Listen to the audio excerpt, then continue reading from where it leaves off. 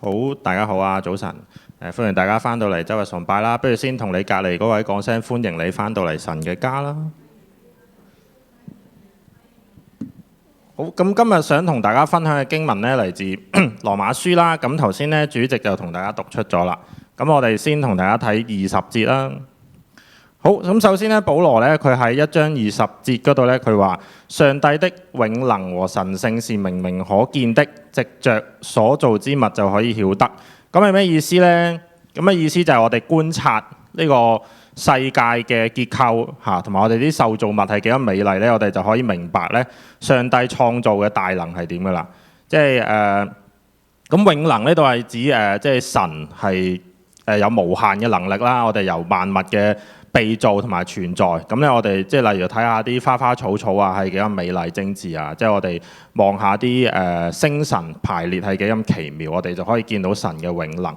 咁神性咧就係指即係神嘅本性同埋特徵啦。即係例如人咧係有良心嘅，有道德倫常觀念嘅。咁我哋睇呢啲咧，我哋就可以知道神性係點噶啦。咁啊，明明可知可以曉得，如果你直譯過嚟就係了解同埋覺察啦。咁了解嘅意思就係智力所知㗎啦。咁而覺察就係眼睛所見嘅。即係話咧，神我哋雖然睇唔到，我哋用肉眼係睇唔到嘅。但係如果我哋即係苦心自問啊，我哋去觀察萬有咧，同埋默想咧，其實都唔難發現咧，即係宇宙咧，的確係有位主宰喎。即係詩篇19篇都咁樣讚頌上帝，佢話諸天述說神的榮耀，穹蒼傳揚他的手段。我曾經聽過一個幾有趣嘅古仔咧，就係當年咧喺呢個60年代咧，咁美國同埋蘇聯咧就進行呢個太空競賽啊。咁結果咧，第一個成功登上太空嘅人咧係一個蘇聯人嚟嘅，咁佢叫做加加林啦。咁當時咧佢接受訪問咧，就有人問佢：你上咗太空嗰度，你見唔見到上帝啊？咁佢就答啦：我喺天空嗰度咧，我見唔到上帝，亦都冇天使啊。咁但係其實佢嘅回答就一啲都唔令人驚訝啦，因為大家都知道蘇聯係一個共產主義嘅無神論國家。咁咧，咁去到1968年咧，咁美國嘅阿波羅8號咧就進行呢個環繞月球嘅太空任務啦。咁當時咧幾個太空人咧，咁就有一個壯舉喎。佢哋咧就喺12月24號平安夜當日咧，佢哋喺嗰個宇宙嗰度咧，佢哋就向全球嘅人民透過廣播朗讀創世紀嚇，係一個應該係一個世界紀錄嚟嘅。去到而家即係同時在線係最多人一齊去聽創世紀。咁我覺得呢個古仔都幾有趣嘅，即係明明大家都係望住同一個地球，即係大家都係望住同一個嘅天空。咁有啲人咧見唔到上帝嘅存在，咁但係亦都有人咧係願意將榮耀咧歸俾上帝，去到歌頌上帝嘅奇妙創造。咁所以到底保羅寫嘅呢段經文係咩意思呢？咩叫做即係神的永能和神性是明明可知嘅呢？即係有好多無神論者咧就相信，即係現代嘅科學知識咧，其實已經可以解釋到呢個世界運行嘅規律㗎啦。即係萬事萬物嘅存在咧，都可以揾到個原因嘅。即係例如進化論咁咪已經解釋到人類點解會存在咯。即係我哋唔需要假設背後係有一個創造世界嘅上帝存在㗎。咁但係呢個講法係咪真係正確嘅呢？即係我覺得科學同信仰咧唔單止冇衝突嘅，即係科學知識嘅發現咧，反而咧係讓我哋看見呢個大自然同埋人類咧係幾咁奇妙嘅。可以再同大家分享一個例子，因為我最近中意睇一啲關於宇宙嘅紀錄片，咁啊可以講一個冷知識嘅。大家知唔知銀河系入邊咧有幾多個好似太陽一樣咁嘅行星呢？係啦，即係銀河系入邊有幾多個好似太陽一樣咁嘅行星？可以用10秒鐘同你隔離嗰個討論下嚇。我陣間開估啦。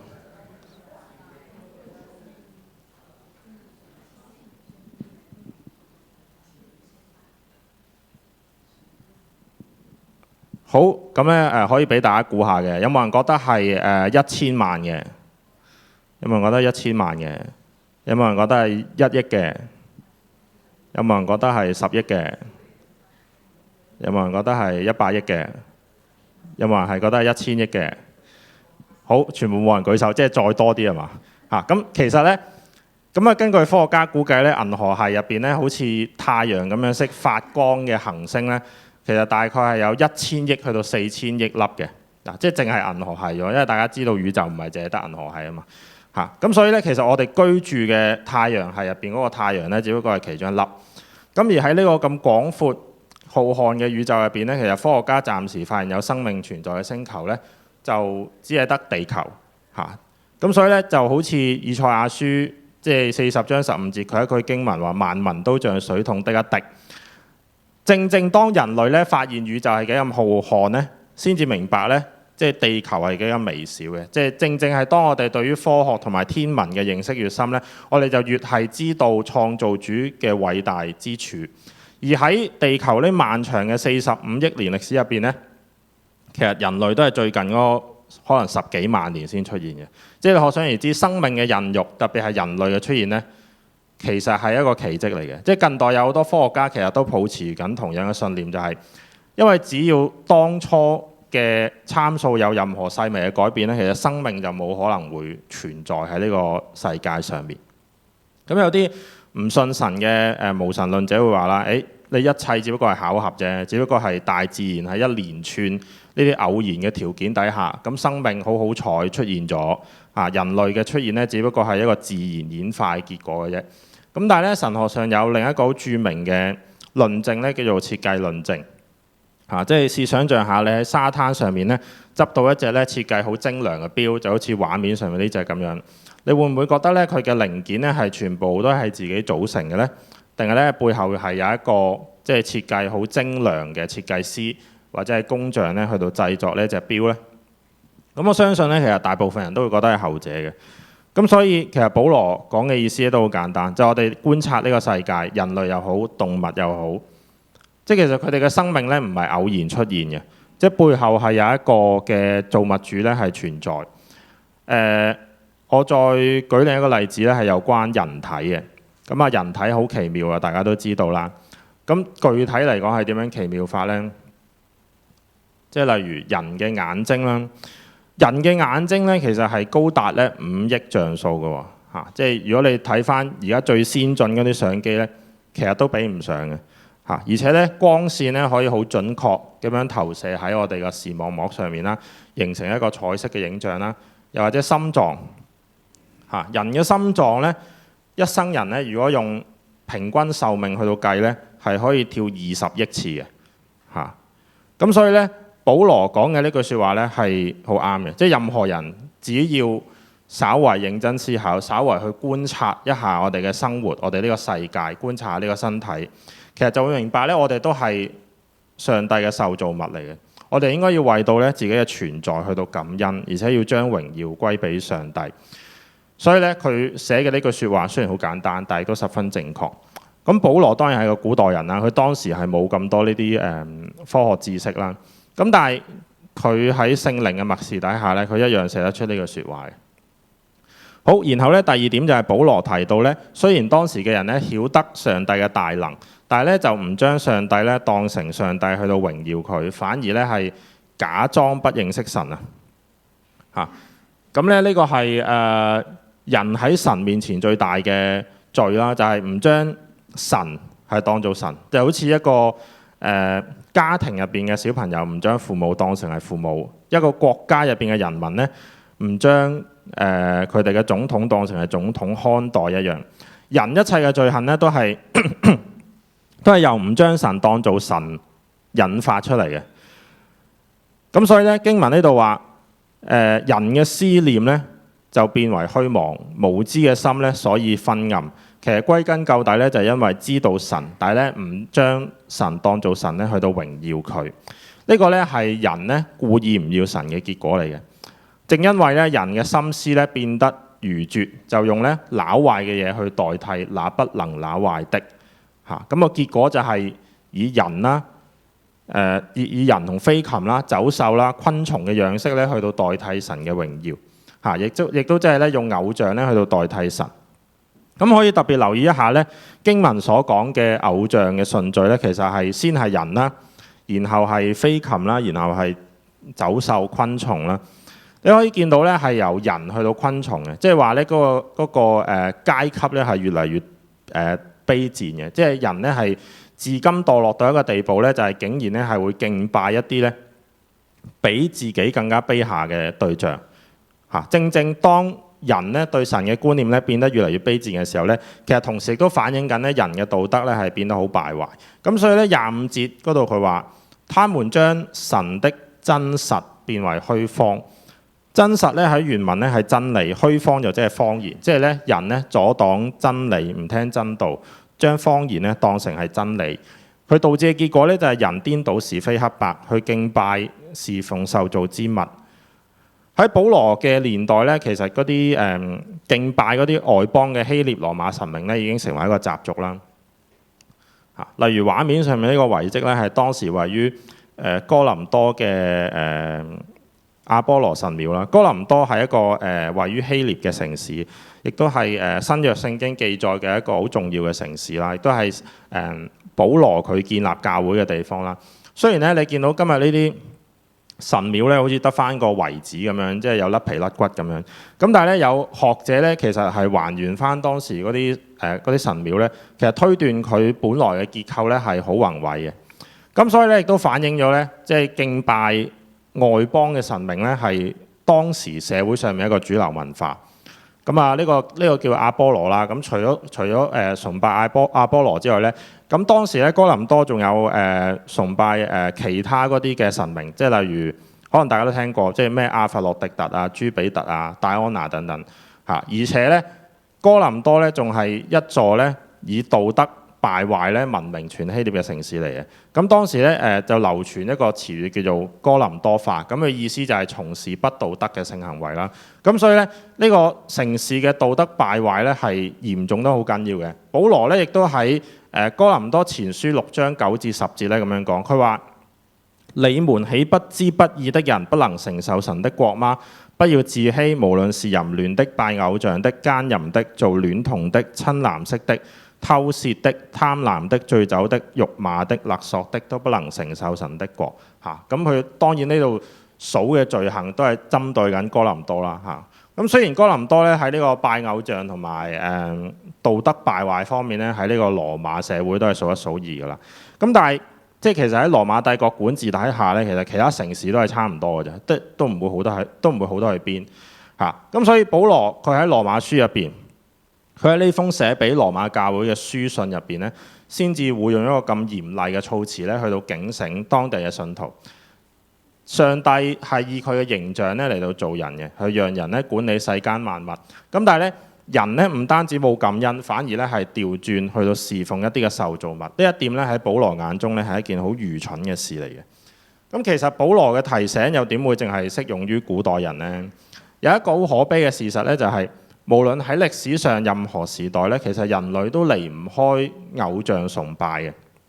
咁喺舊約時代就係拜巴力啦，新約時代就係拜嗰啲希臘羅馬嘅神明啦。呢點大家都知道。咁係咪去到後期啦？去到後期咁基督教成為一個主流喎，即係去到中世紀嘅時候，即係基本上基督教已經係歐洲每一個國家嘅主流信仰，即係上至貴族，下至農民，冇人係唔信基督教嘅。你唔信基督教，你就係異類。咁但係咪喺咁嘅情況下，人就可以脫離偶像呢？你仔細啲諗下，其實都係唔得嘅。只不過嗰個偶像由嗰啲外邦神明變咗做人啫嘛。咁而嗰個人就係羅馬嘅教廷咯。當教廷成為權力嘅象徵，佢哋有權解釋聖經嘅任何內容，加上低下階層又唔識字，佢哋有冇機會睇聖經？咁其實基本上佢哋係唔知道自己信緊啲乜嘅。咁加上去到後來啦，又有好多好荒謬嘅事情發生啊，即係十字軍東征啊、贖罪券啊，呢啲其實都證明咗，即係無論嗰個教廷嘅主張咧係幾咁荒謬啦，幾咁違背聖經嘅教導都好咧，其實都會有好多人咧係願意跟隨嘅。咁所以呢班人佢名義上的確係基督徒，佢係叫自己係信緊主耶穌。咁但係佢哋真正敬拜嘅對象係咪主耶穌呢？定還是佢哋只不過係敬拜嗰一個在上嘅掌權者呢？咁去到更加後期啦，即係18、19世紀啦，即係啟蒙運動時期啦，科學咧開始變得昌明嚇，於是乎咧科學咧亦都好順理成章咧取代咗宗教領袖咧，變成另一個偶像。科學咧變得同教會對立嚇，為科學一方面為人帶來便利，但係另一方面亦都令到人咧唔再相信基督教啦。因為科學革命同埋工業革命咧，徹底改變咗人類嘅生活。只要有咗科學咧，人就可以輕易取代上帝，人唔再需要上帝。因為只要我哋嘅知識足夠多咧，人就可以變得強大，可以取代上帝嘅位置，甚至成為上帝本身去到主宰呢個世界。咁但係科學唔係萬能嘅，直至去到20世紀咧，人類經歷咗2次嘅世界大戰咧，先至認識到咧人類係幾咁渺小，即係科學咧原來都會帶來毀滅。所以咧，保羅嘅説話咧對現代人一樣有好大嘅提醒，就係現代人咧一樣係會拜偶像嘅。喺而家呢個社會咧，我哋見到無論地位幾高、幾有學識嘅人咧，其實都會拜偶像嘅。即係我呢度指涉嘅偶像咧，唔一定係指神明啦。即係正如我哋呢一代咧，好少見到有人會拜佛祖啊、拜觀音嘅。多數都係上咗年紀啦，又或者係再上1、2代人咧，先至比較多人係信奉呢啲民間宗教嘅。咁如果係即係年輕啲嘅人咧，可能最多都係逢初一15去嗰啲咩車公廟、黃大仙求籤啦，其實都少噶啦。咁但係就算少咗人信呢啲迷信嘅民間宗教咧，其實一樣有其他迷信嘅事喎，即係一樣有好多年輕嘅人係相信即係例如水晶啊、星座運程呢啲咁嘅嘢，即係佢哋寧願相信水晶、星座呢啲可以主宰人嘅命運咧，都唔相信咧背後有一位創天造地嘅主。咁但係其實呢啲都係濕碎啦，即係佔嘅比例亦都唔係真係咁多。我覺得喺香港呢個資本社會嚟講咧，就每個人都會拜一個偶像嘅，即係無論基督徒又好、非基督徒又好，就係錢啦。你可能會質疑錢明明都唔係一啲神明嚟嘅，咁又點樣拜佢咧？咁但係如果你諗下乜嘢係偶像咧？所謂偶像咧，就係將一啲受造之物提升到上帝嘅地位。咁喺呢個定義下咧，當人將錢擺喺人生嘅第一位咧，咁錢就會成為我哋嘅偶像啦。即係正如我頭先所講，無論咩時代都好，人類都敵唔過偶像嘅試探嘅。咁而去到呢個即係高度資本主義化嘅社會底下咧，錢就係一個最大嘅偶像啦。咁我記得咧，好耐之前咧，我睇過一單新聞嘅，就係咧發生喺呢個 iPhone 4咧啱啱推出嘅時候。咁今年咧就出到呢個 iPhone 17啊嘛。咁所以都真係好耐之前啦，起碼10幾年前。咁喺中國內地咧，就當時傳出有一個年青人咧，為咗買新推出嘅 iPhone 4咧，咁就走去嗰個黑市嗰度咧，就賣咗自己個腎啊！咁於是乎咧，每年當有新 iPhone 推出嘅時候咧，就會有人重新揾翻呢單新聞出嚟恥笑佢嘅。咁我初頭都有懷疑，會唔會係啲content farm 啊嗰啲假新聞咁樣，即係實際上係冇呢件事發生嘅，只不過係嘩眾取寵嘅啫。因為你即係就咁睇個標題都覺得太荒謬啦。你只不過係為咗一部電話咧，走去賣咗個腎。咁但係我後來咧發現呢單新聞係真嘅。咁呢個後生仔咧最後真係有買到個腎嘅。咁同埋佢真係有錢去買咗部 iPhone 4嘅，好似仲買多咗部 iPad 添嘅。咁但係好不幸咧，佢後來嘅身體咧就出現咗問題啦。基本上咧，佢下半身咧都要喺病床上面嗰度洗腎度過噶。咁佢後來接受訪問嗰陣咧，佢都有講佢好後悔嘅，即係佢話：點解我當時會咁蠢咧？咁我睇完呢單新聞都會去諗，點解會發生呢啲事情咧？咁喺當年嚟講啦，即係蘋果手機除咗係高科技產品，其實就係一種身份嘅象徵。當一個社會咧過度崇尚消費主義同埋金錢至上嘅時候咧，其實就會有啲咁荒謬嘅事情發生。咁我喺我幾日之前咧都睇過另一單新聞，但係我唔記得咗貼喺度，唔好意思，我就咁講啦。即係個新聞大概係咁嘅，佢話咧美國咧有一個網紅咧女性嘅網紅啦，咁佢喺一個 OnlyFans 平台嗰度咧就賣一啲嘅性感照片。裸露照片啦，準確啲嚟講，即係如果大家唔知咩係 OnlyFans 咧，OnlyFans 係一個網上嘅平台嚟嘅。佢原本咧係用嚟支持一啲創作者咧等佢哋喺上面嗰度上咗啲內容，咁然之後咧你嘅支持者咧就可以俾一筆好細嘅金錢，咁就可以解鎖，咁就可以支持嗰個創作者啦。咁但係其實好多女性咧係濫用咗呢樣嘢嘅。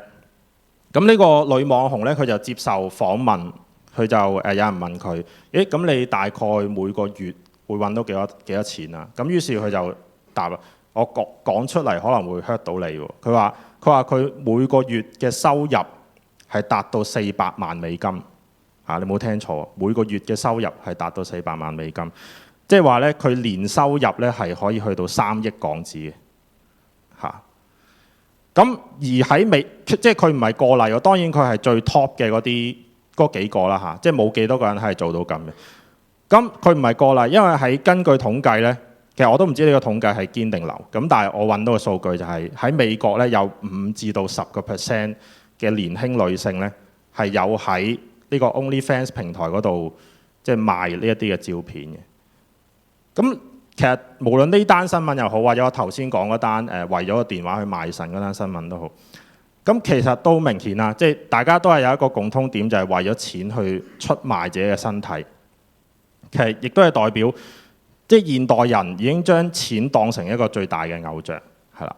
即係咁而金錢呢個偶像咧，對於基督徒嚟講，其實一樣係有好大嘅試探嘅。即係試問有幾多人係口口聲聲講愛主，但係唔奉獻呢？即係佢哋苦心自問，到底係愛錢多啲啊，定係愛上帝多啲呢？又或者當一個基督徒佢嘅人生目標係擺喺賺更加多嘅錢，佢人生大部分嘅時間係擺喺揾錢，而唔係擺喺屬靈生命同埋造就人身上。咁佢又係唔係將上帝擺喺第一位呢？咁所以呢。即係錢呢個偶像呢，其實從古至今呢一路都存在嘅。特別係當人喺高位有權力嘅時候呢，亦都係最容易受誘惑嘅時候嚟嘅。咁我亦都相信呢，即係人類喺呢個可見嘅未來亦都會興起其他偶像啦。咁根據目前嘅趨勢嚟睇，好大機會係 AI 啦。咁而當 AI 發展到某個階段嘅時候呢，咁可能人類就會將 AI 嘅説話就奉為真理嘅咯。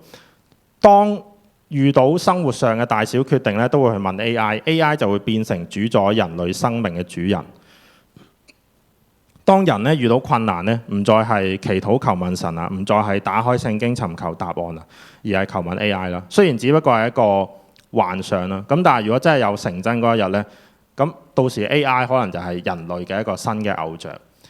咁第三啦，保羅佢指出嘅問題咧，絕對唔止拜偶像咁簡單嘅。保羅咧喺28節嗰度話：他們既然故意不認識神，神就任憑他們存邪僻的心，行那些不合理的事。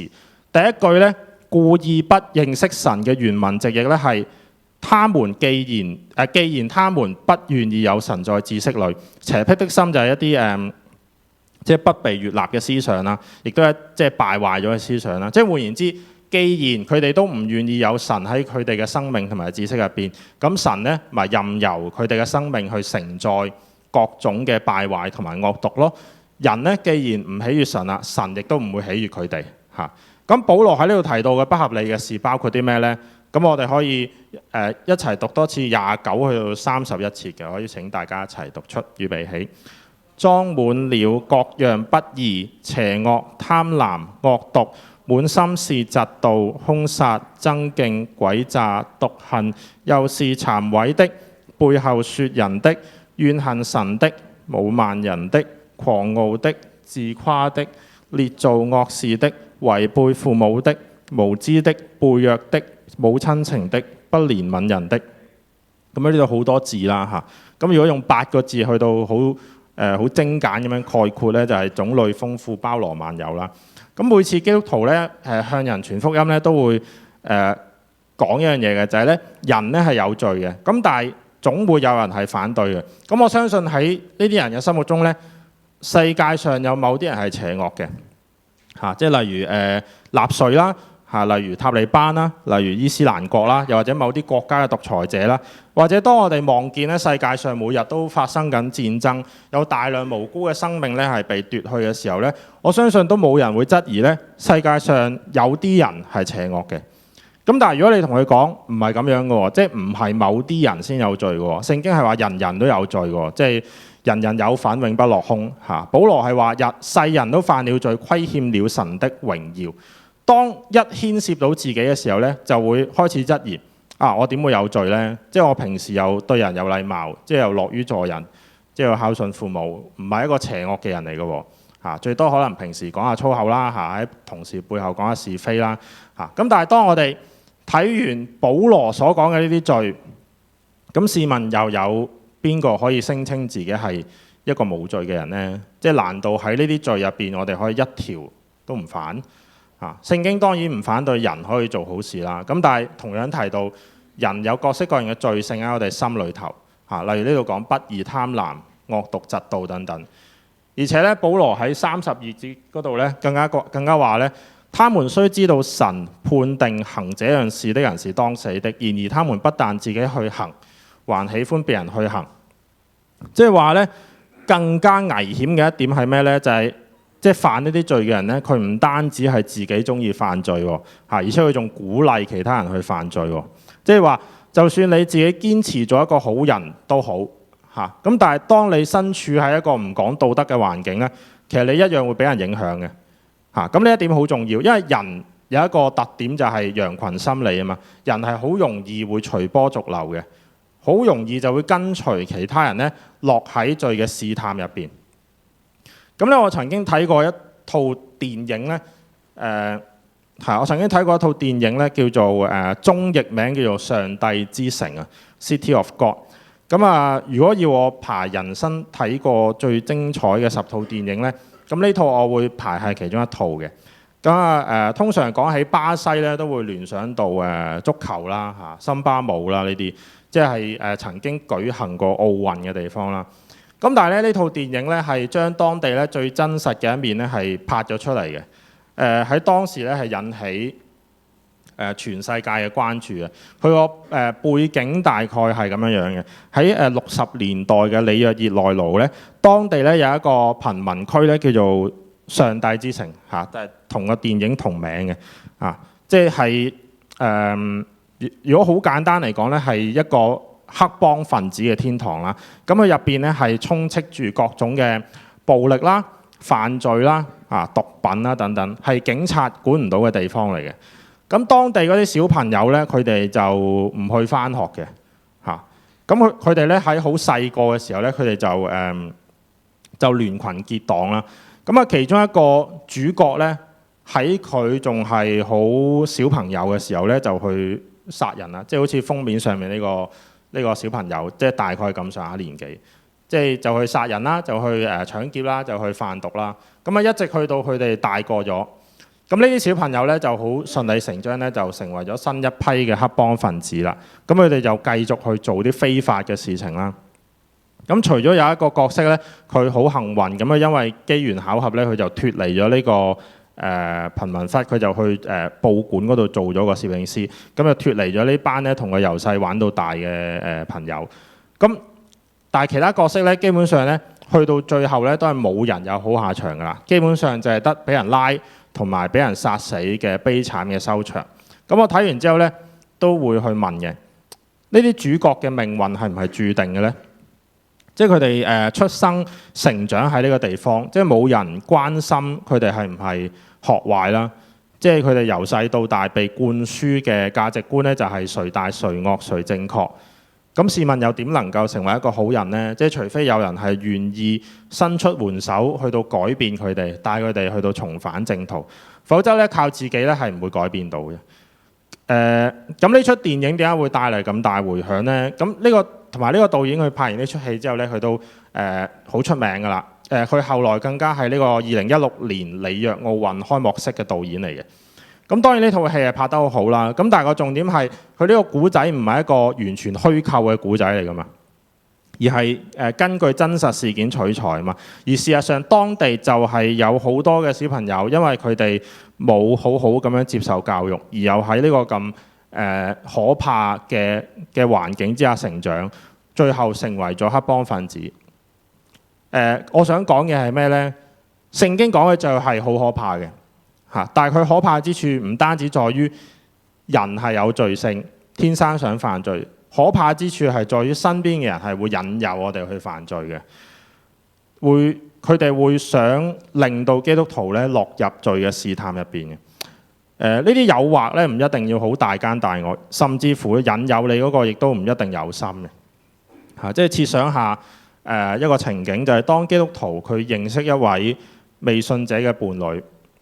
我當然唔係講所有未信者伴侶都係咁啦，咁但係有啲可能係咁嘅，佢可能會同你講。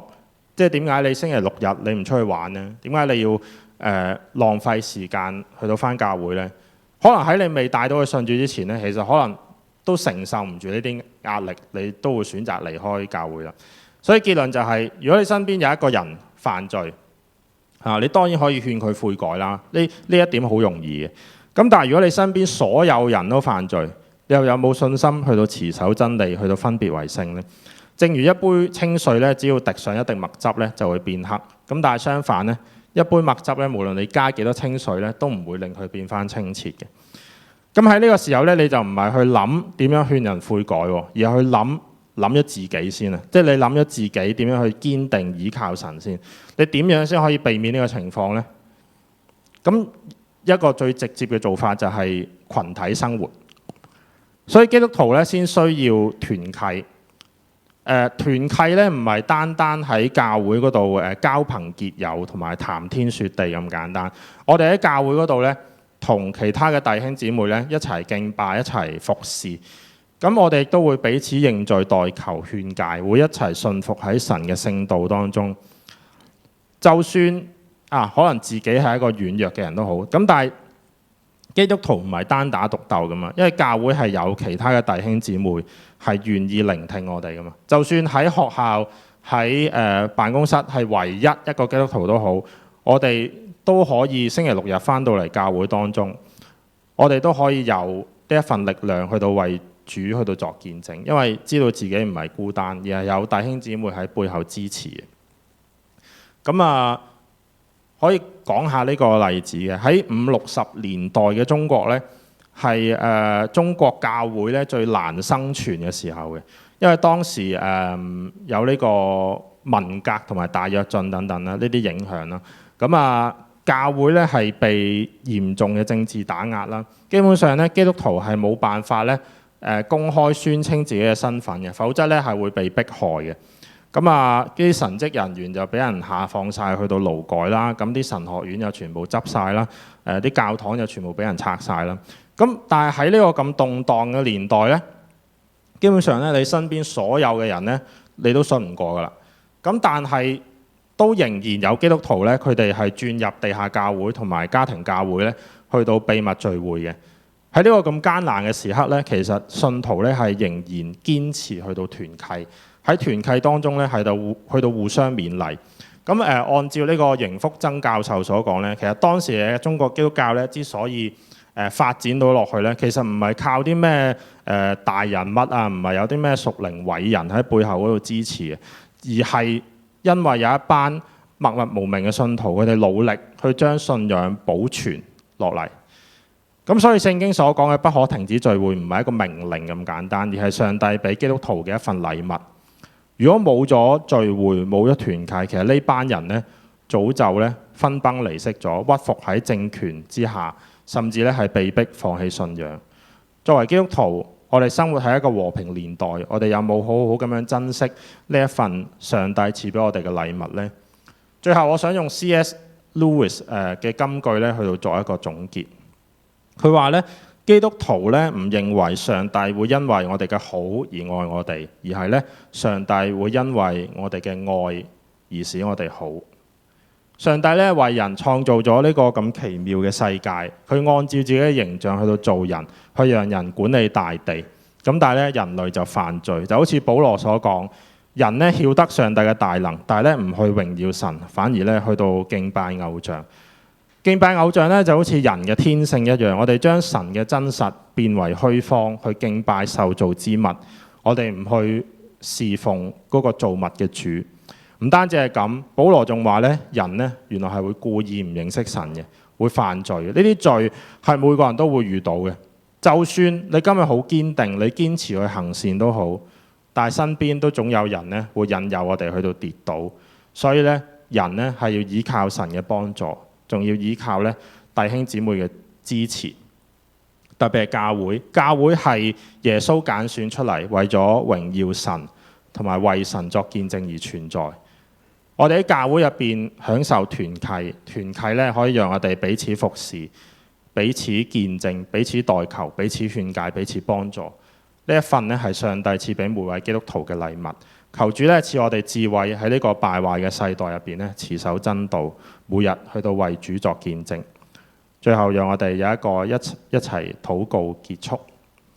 現在讓我哋有低頭省思嘅時間。所以嘅主耶穌，感謝你咧，今日俾我哋去到一齊閱讀你嘅話語。保羅你講得冇錯，我哋咧只要去到觀察呢個世界，我哋只要咧觀察萬有，其實就唔難發現背後咧的確係有一位嘅造物主係存在嘅。呢個世界咧係幾咁奇妙，係幾咁美麗。無論係一花一草，無論係宇宙星辰，無論係我哋嘅身體、動物、植物又好，其實呢啲咧通通都係有上帝你嘅創造嘅，根本就冇可能係巧合。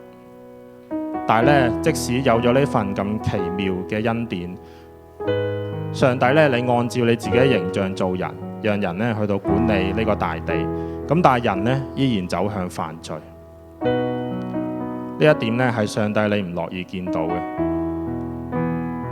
人走向犯罪，選擇去敬拜受造之物，而且咧我哋將呢個受造之物上升到一個更加高嘅位置，取代咗咧上帝嘅地位。求主咧，你打開我哋嘅眼，去開我哋嘅心，讓我哋可以看清到底邊一個先至係真正嘅主。到底喺我哋嘅生命入邊，我哋係敬拜緊邊一個嘅主呢？係嗰一個創天造地嘅主啊，定係一啲嘅受造之物呢？唔單止係咁，保羅仲話呢，我哋身邊咧有好多人會引誘我哋跌倒，會引誘我哋犯罪。求主咧，你賜我哋一個勇敢嘅心，賜我哋一個剛強壯膽嘅心，讓我哋咧可以勇敢去到面對呢啲嘅試探。我哋可以依靠神，可以堅定咁樣去為主作見證。因為咧，上帝你賜咗一份好寶貴嘅禮物俾我哋，就係教會。我哋喺教會入邊咧有團契，有一班弟兄姊妹互相支持，好感恩你賜咗呢一份咁寶貴嘅禮物俾我哋。正正係有呢一份禮物，我哋可以喺呢個社會上面咧，去到為主作見證，去到榮耀神。好感恩上帝咧，你賜咗呢個咁奇妙嘅世界，賜咗教會呢啲咁寶貴嘅禮物俾我哋。求主咧，你繼續引領住我哋，讓我哋咧可以喺呢個咁敗壞嘅世代咧，都勇敢咁樣去生活，每一日咧都依靠聖經嘅價值觀去到生活，令到更加多人咧可以信主。以上簡單嘅禱告咧，係奉主耶穌基督得勝名字祈求。